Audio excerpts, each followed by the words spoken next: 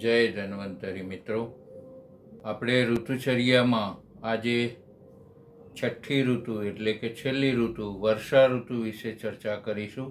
સૂર્યની દક્ષિણ તરફની ગતિ શરૂ થઈ ગઈ હોય છે અને વિસર્ગકાળની આ પ્રથમ ઋતુ છે. ચંદ્રનો પ્રભાવ ધીરે ધીરે વધવા લાગે છે. વાતાવરણ ઠંડુ અને ભેજવાળું બને છે. શરીર અને સમગ્ર સૃષ્ટિમાં સ્ફૂર્તિ શક્તિનો સંચાર થાય છે. વાતાવરણ હરિયાળું હોય એટલે કે જાણે ધરતીએ લીલી ચાદર ઓઢી હોય તેવું લાગે છે. આંખ અને શરીરની અંદર ચેતનતાઓની વૃદ્ધિ થાય છે. આ સમય એટલે કે લગભગ 16 જુલાઈથી 2 મહિના એટલે લગભગ અષાઢ શ્રાવણ ભાદ્ર માસનો શરૂઆતનો ભાગ. આમ જુલાઈ ઓગસ્ટ અંગ્રેજી મહિના મુજબ વર્ષા ઋતુનો સમયગાળો કહેવાય છે અને આ વિસર્ગકાળમાં ગણાય છે. ગ્રીષ્મ ઋતુમાં બરાબર તપેલી ભૂમિ ધરતી ઉપર વરસાદના છાંટણા થાય છે ત્યારે અનેરી સોઢમની અનુભૂતિ આપણે બધા કરીએ છીએ અને એક પ્રકારની બાષ્પ પણ ઉત્પન્ન થાય છે. નદી નાળા સરોવરો છલકાઈ જાય છે અને સમગ્ર સૃષ્ટિમાં અને દ્રવ્યોમાં આમ્લ વિપાકી ગુણોની વૃદ્ધિ થાય છે. આ ઋતુમાં પિત્તનો સંચય થાય છે અને વાયુનો પ્રકોપ થાય છે. હવે આ ઋતુના આહાર વિહાર વિશે ચર્ચા કરીએ તો કેટલીક બાબતોની કાળજી લઈશું તો આપણે એ સમયમાં પણ શરીરની પ્રતિકારક શક્તિઓ અને સ્વાસ્થ્યનું રક્ષણ ઉત્તમ રીતે કરી શકીશું. તો આવો જોઈએ. વર્ષા ઋતુમાં ખાસ કરીને આહાર.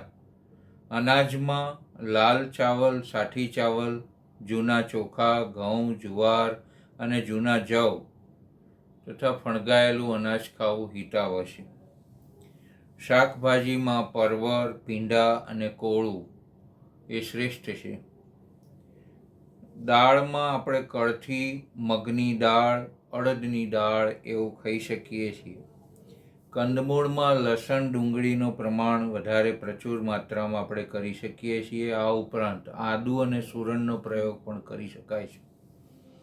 દૂધ, છાશ, દહીં અને ઘી આ બધી વસ્તુઓ લઈ શકાય એવો આ સમયગાળો છે.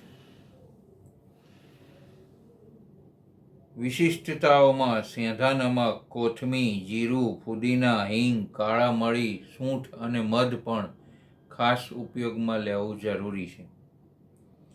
વિહાર જોઈએ તો આ સમયમાં તમે જુદા જુદા દ્રવ્યોનો લેપ કરી શકો છો. ઉશીરનો, ચંદનનો, અગરુનો એવા લેપ અને ઉબટન કરી શકો છો. સુગંધિત માળા પહેરવી જોઈએ. સ્વચ્છ હળવા વસ્ત્રોનું પરિધાન કરવું જોઈએ અને જ્યાં વરસાદ અથવા ભેજ ઓછો છે એવા વાતાવરણમાં રહેવું જોઈએ જેથી કરીને આપણા શરીરના દોષો સામ્ય અવસ્થામાં રહી શકે. આ વસ્તુઓ કરવી જોઈએ એવી વાત હતી. અને હવે શું ના કરવું જોઈએ, શું ના ખાવું જોઈએ, તો અપથ્ય આહાર વિહાર જોઈએ તો ખાસ કરીને બાજરી, મકાઈ, નવું અનાજ, નવા ચોખા, નવા જવ એ ખાવું ના જોઈએ. પાલક, કારેલા અને કોબીજ આ બધી વસ્તુઓ ખાવી ના જોઈએ. આમ છતાં પણ શાકભાજી ધ્યાન દઈને લેવી જોઈએ અને એને વાપરતા પહેલાં સ્વચ્છતાનો ખાસ આગ્રહ રાખવો જોઈએ. કારણ નાના જીવજંતુઓનું પ્રમાણ વધ્યું હોય છે વરસાદના કારણે. ઈયળ અથવા ડંખ મારેલી શાકભાજી ખાવી ના જોઈએ. દાળમાં ખાસ કરીને મસૂર, વટાણા અને ચણાની દાળ ઓછી ખાવી જોઈએ. આ અન્નનું પ્રમાણ ઓછું લેવું જોઈએ. કંદમૂળમાં બટાટા, સિંગોડા, ગાજર અને કાકડી ઓછા પ્રમાણમાં લેવી જોઈએ. ફળોમાં તરબૂચ અને જાંબુ પણ માફકસરના ખાવા જોઈએ. દૂધ, ભેંસનું દૂધ, પનીર, પિયુષ, શ્રીખંડ અને મઠ્ઠો ઓછા પ્રમાણમાં લેવો જોઈએ. તમારી પાચન શક્તિ મુજબ લઈ શકાય છે. ઉકાળ્યા વિનાનું પાણી પીવું ના જોઈએ કારણ કે સંક્રમણનો સમય શરૂ થઈ ગયા પછી, વરસાદ થયા પછી પાણીમાં જાત જાતની જંતુ જીવજંતુઓ વાયરસ બેક્ટેરિયા પણ થઈ શકે છે, એટલે ઉકાળેલું પાણી પીવાનું ખાસ કહેવામાં આવ્યું છે. ફ્રીજનું પાણી છોડવું જોઈએ અને નદી નાળાનું પાણી પણ પીવું ના જોઈએ. અન્ય વસ્તુઓમાં તળેલી વસ્તુ ઓછું ખાવું જોઈએ. મોટાભાગે આ સમયમાં આપણે મેળાઓમાં જતા હોઈએ છીએ, પણ સ્વચ્છતા અને સ્વાસ્થ્યની કાળજી લઈને અનુસરણ કરવું જોઈએ. તો મિત્રો, તમારા સ્વાસ્થ્ય માટે આપણે 6 ઋતુઓમાં શું શું આહાર વિહાર લેવો જોઈએ એ વિશે ચર્ચા કરી. 6 વિડીયોને સાથે રાખીને ઋતુ અનુસાર આપ પરેજી પાડશો તો હું માનું છું કે તમારા સ્વાસ્થ્યનો દૃષ્ટિકોણ, સ્વાસ્થ્યનો લક્ષ્યાંક સારા એવા પ્રમાણમાં કંટ્રોલમાં આવશે. આ એક ઉમદા હેતુ સાથે મેં આપને માર્ગદર્શિત કર્યા છે અને બધી બાબતોને ઝીણવટપૂર્વક સમાવવા પ્રયત્ન કર્યો છે. હું અપેક્ષા રાખીશ કે આપ આપનું સ્વાસ્થ્ય સુંદર રીતે સાચવશો અને ઋતુ અનુસાર ઋતુચર્યા મુજબ આહાર વિહાર લેશો.